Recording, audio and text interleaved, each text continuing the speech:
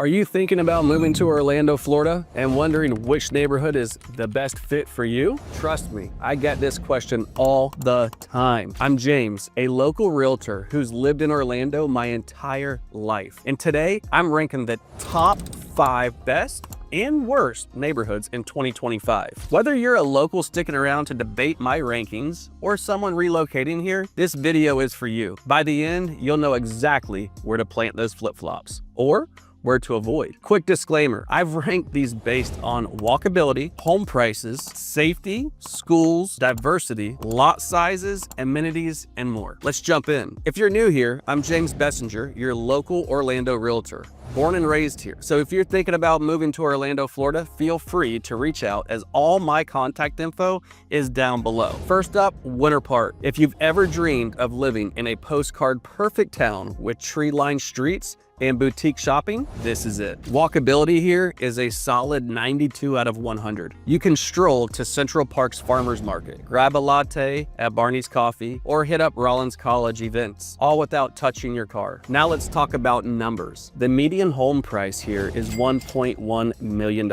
as of 2025. Yeah, it's steep, but hear me out. Winter Park homes have appreciated 11% since 2023, and with those A-rated schools like Brookshire Elementary, it's a magnet for families who want the best. Safety, crime rates here are 85% lower than the national average. But here's the catch. HOAs in Winter Park are no joke. I had a client last year who wanted to paint their door turquoise, and the HOA shut it down faster than a Disney ride line. And lots. They average 0.4 acres, enough for a pool, but don't expect a sprawling backyard. Still, if you've got the budget, Winter Park is the gold standard. Oh, and pro tip, the new Sunrail station cuts your downtown commute to 15 minutes. Perfect if you work in the city, but want that small town charm. Next, let's zoom over to Lake Nona, Orlando's futuristic suburb. This place is exploding. Tech companies, UCF's medical campus, and even self-driving shuttles. Walkability here is an 80 out of 100 thanks to 15 plus miles of trails connecting Boxy Park, grocery stores, and those sleek townhomes. Median home prices hit $575,000 in 2025, up 20% since 2023. Yep, demand is crazy. Lake Nona is home to A-rated schools, including Lake Nona High School, Lake Nona Middle School, North Lake Park Community School, and Laureate Park Elementary, all known for academic excellence and top-tier programs. Need a hospital? You're 5 minutes from Orlando Health. But here's the Lake Nona downside. HOAs are mandatory, $250 per month, and they'll make you use lawn robots. Seriously,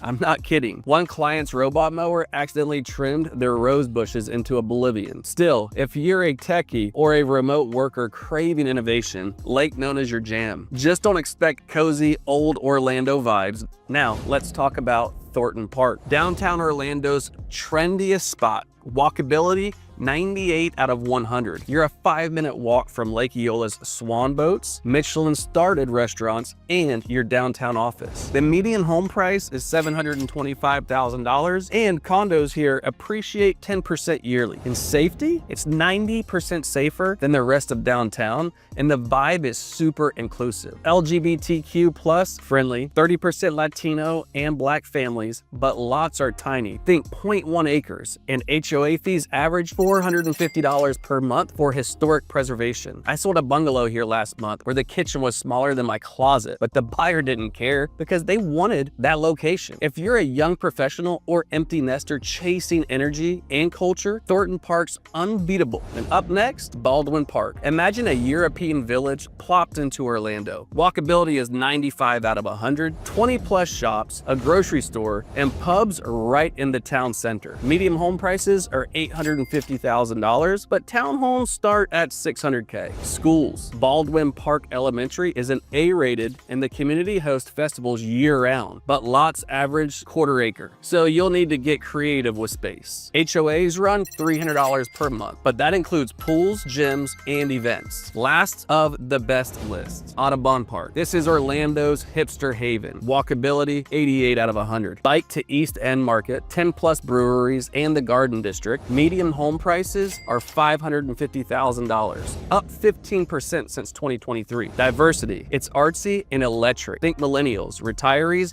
and mural-covered bungalows. Safety's 80% better than nearby Colonial Town, and HOAs are rare here. One client painted their house neon green last year, and the neighbors loved it. All right, let's flip to the worst. First up, Pine Hills. Median prices here are $240,000, but please don't let that fool you. Crime rates are 4 times Orlando's average. Schools are mostly C/D rated, and walkability is 15 out of 100. No sidewalks, few stores. Next, Paramore. The city keeps calling this area up and coming, but in 2025, it's still rough. Median prices are $210,000, but 60% of homes need total renovations. Crime is 2.5 times the city average, and schools like Grand Avenue Elementary are D-rated. There's a new community center coming in 2026, but right now, it's a gamble. I've seen investors buy here hoping for a Disney expansion, but so far, nada. Number 3, Holden Heights. This neighborhood is the definition of meh. Walkability, 25 out of 100. You're driving to Walmart for toothpaste. Prices are $340,000, but growth is a measly 3% since 2023. And get this, the HOA banned holiday lights last year. Banned holiday lights? I'm not making this up. Schools are C-rated, and the vibe? Think forgotten suburbs. Skip it. At number 4, Tangelo Park. This area feels like Orlando got it exists.